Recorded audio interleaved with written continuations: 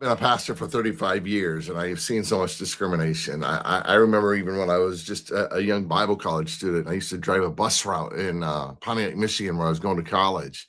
And kids would tell me, my teacher won't let me bring my Bible to school. They say that that's against the law to bring my Bible to school.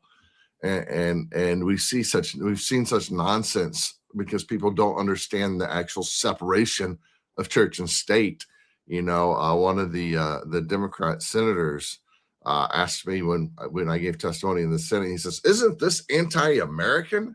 A violation of the First Amendment?" I said, "No. What you're talking about is the alienation of church and state, not the separation of church and state.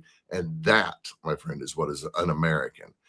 And I've just seen this. I've witnessed this. I talked to a school superintendent here in my district.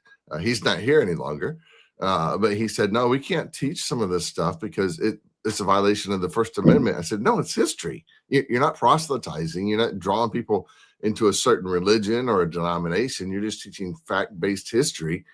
And he said, "No, we're not allowed to do that." And I just see so much information. I know so many good teachers who understand the value of this history, but they are afraid that if they teach it, somehow they're going to be accused of proselytization or the violation of the separation of church and state.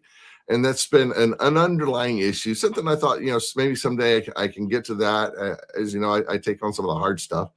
And that was, okay, someday I can get to this. I want to get to this. But when Charlie Kirk was assassinated, that was the catalyst to say, okay, now is the time.